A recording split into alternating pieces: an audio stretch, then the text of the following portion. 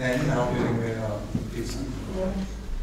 Tak Herre, at vi får lov til at se hen til dig og vide, at du er den, som fylder os med dit nærvær og tænder dit lys i os. Tak Herre, at du er den, som giver os at leve i din nærhed og at vandre og hvile og udvikle os hos dig, Herre. Tak, at du berører os, og beder om, du vil skænde netop, at vi sammen med dig.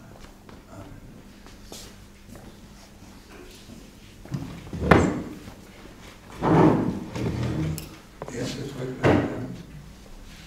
Det vi skal se på, det er den model, som Svend nævnte, nemlig valgcirklen.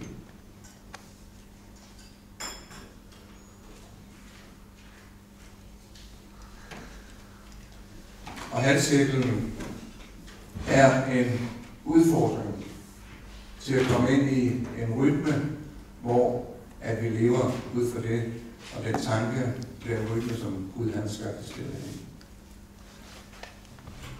Der står i skabelsesberetningen, står der sådan her: Gud sagde, lad os skabe mennesker i vores billede, så det ligner os. De skal herske over havets fisk, himlens fugle, kvæget, alle de vildlevende dyr, alle krybdyr, der kryber på jorden. Gud skabte mennesket i sit billede. I Guds billede skabte han det. Som mand og kvinde skabte han det. Og Gud velsignede dem og sagde til dem: bliv frugtbare og talrige. Opfyld jorden og underlæg jer den. Hersk over havets fisk, himlens fugle og alle dyr, der rører sig på jorden. Gud sagde: nu giver jeg jer alle planter, der sætter frø på hele jorden, og alle træer, der bærer frugt med kærne.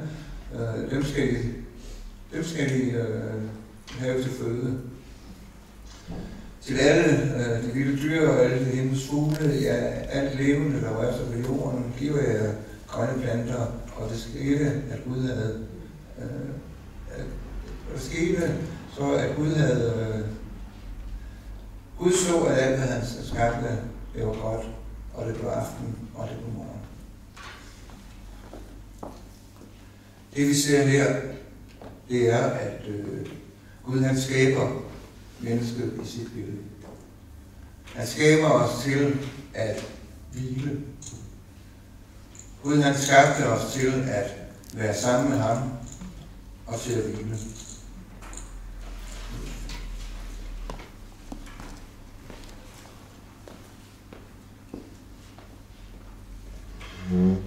Det, som er så stort her, det er, at vores rytme, det mange gange er bygget op. Men det er ikke Guds tanke. Vi gør mange gange det, at vi arbejder, og så hviler vi. Arbejder og hviler. Arbejder og hviler.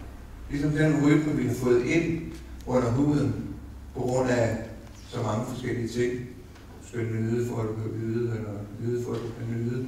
Og det er sådan, at Gud han har skabt en helt anden forordning for os. Han siger, at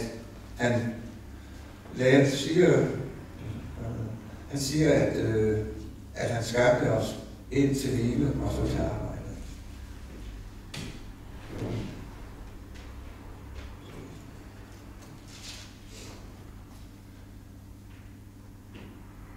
Efter Gud han har skabt mennesket, så siger han så: således, og Gud så alle var sover godt, og det blev aften, og det blev morgen.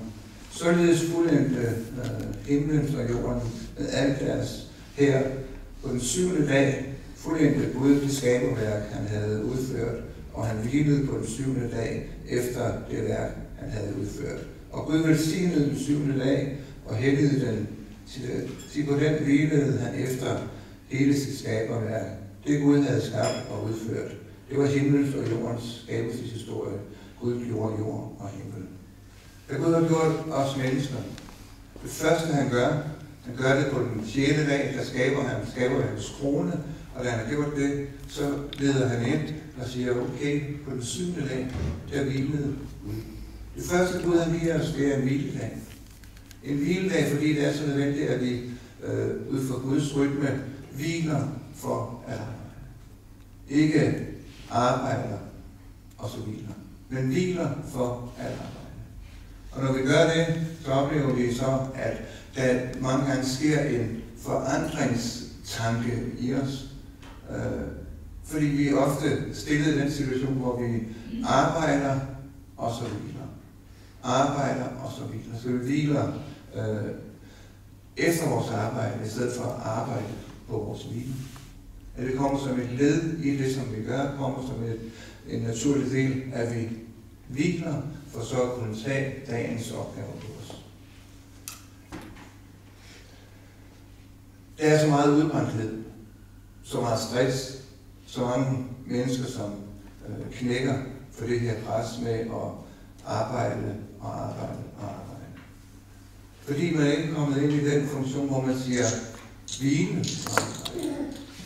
At den proces, der er der, at det bliver ligesom en naturlig del af os. Jeg er voldsomt udfordret på den del. Men den er ikke mindre vigtig af den grund. Det er utrolig vigtigt, at vi ligesom går ind og siger, okay, hvor er det, jeg lader op, hvor er det, jeg finder kræfter og hvile? Jamen det er jo. Det er jo lige netop der, hvor jeg får ressourcer, hvor jeg får plads til at være stille, hvor jeg får plads til netop at koncentrere mig om, hvad jeg skal dagen efter. Der står her også i skabelsesberetningen, at og det blev aften, og det blev morgen første dag. Og det blev aften, og det blev morgen. Sådan startede Gud, jeg egentlig undrer mig over, hvorfor blev det aften, og så blev det morgen første dag. Jeg tror, det er netop fordi den proces, som vi er i, at det er noget med, at vi skal lade op, vi skal ligesom se på hvilen frem for, eller inden den nye dag. Så man kan sige ud fra det her Guds rytme, kan man godt sige, at det var aften, og det var morgen, og så startede dagen. Det bibelske gram, det er altså, at vi skal hvile og så arbejde. Har du nogensinde sat tid i kalenderen til, at nu skal jeg rigtig hvile? Det tror jeg nok, at der er nogen af os, der har. Men hvorfor skal vi sætte tid i kalenderen til det? Hvorfor er det ikke omvendt? At hvilen, den har vi, og så vi kan sige, ud fra det, der prioriterer jeg sådan, at jeg skal arbejde. Fordi når vi prioriterer det, hvad kommer det så at gøre mod, som overskygger det her? Jeg tror ikke, at jeg er den eneste, som pludselig har erfaret, at så er der den ting, som er vigtig, og så er der den ting, så er der den her, og så når vi det. Kender I det?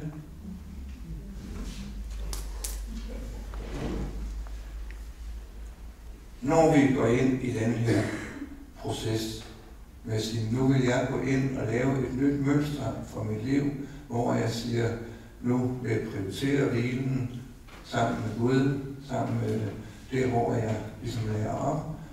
Det vil jeg sætte prioritet på, første prioritet og sådan noget. Så kan vi godt risikere at snuble godt og grundigt. Fordi nogle gange så strider det imod vores måde at tænke på. Og hvis vi så også tænker, at skal jeg så bare sidde stille og kigge i min bibel, eller være i stillhed, før at jeg ligesom kan bevæge mig i den her cirkel. Og så taler man om at være introvert og ekstrovert, hvad det hedder. Den, som er introvert, gør det, at han slapper virkelig af i fællesskab med andre mennesker. Tænker højt, har nogen spillet bolden op af med sine tanker og har lyst til at ligesom være i den proces. Og føler, her slapper af, her er det godt, her udvikles man dialogen og de her ting. Men den, som er introvert, har jeg det med at sige, okay, jeg har ikke brug for at slippe mig ned med en bibelgruppe. Hvis jeg sidder i en bibelgruppe, så har jeg ikke brug for at sidde og tykke på det her og tænke. Jeg har måske ikke brug for at sige det så højt, men jeg vil godt lige reflektere. Og så kan jeg godt se, hvis så, at man finder ud af, jamen, nu skal jeg være den anden type, end det jeg i virkeligheden er. Så kan vi snuble godt og grundigt. Og derfor er det også vigtigt at sige, okay, hvad er det, jeg er skabt til? Hvad er det for nogle værdier? Hvem er af naturen? Hvis nu, at den, som sidder og reflekterer sig, pludselig skal ud og gøre en masse i fællesskab og så videre. Så kan man holde på sig selv og omvendt. Og derfor betyder det så meget, at vi siger, det er her, at jeg kender mig selv. Det er her, jeg finder min plads. Og selvfølgelig er det samværet med Gud, som er det væsentlige, tid til ham og de her ting. Fordi det er der, at vi vokser, det er der, vi hviler, det er der, vi finder styrke. Da Gud havde skabt os som mennesker, så var det jo sådan, så var der et arbejde. Og Gud siger, has over de her dyr, skab rammer for dem, pas på dem, lad dem være til føde, osv. Og pludselig, jamen, så er det nogle gange, hvor man måske skal tro, at når i himlen er der ikke noget arbejde. Det er det. Fordi Guds plan, det er, at vi også er i proces og arbejder, er kreative osv. Men Guds forordning vil stadigvæk at hvile, og så at arbejde.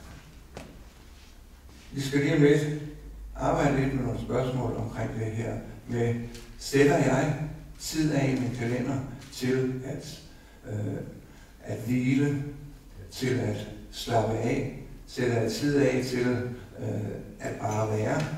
Hvem styrer din kalender? Er det dig selv, eller er det dit arbejde? Er det sådan, at når du oplever her på at slappe af, så er der andre ting, som er vigtigere. Gøremål, som virkelig presser sig på. Får du tid til dig og Gud i din hverdag? Har du fundet ud af, hvor du slapper bedst af, på hvilken måde, som du nu er skabt på, om du er introvert eller ekstrovert?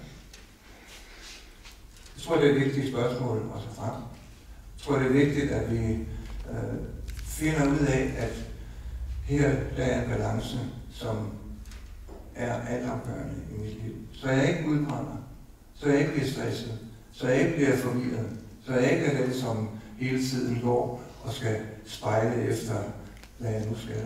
Vores identitet er også i det her. Men vi er skabt i Guds billede. Vi har vores identitet i ham, og ikke i, hvad vi laver, i, hvad vi gør. Det her kan vi godt kalde en rytme.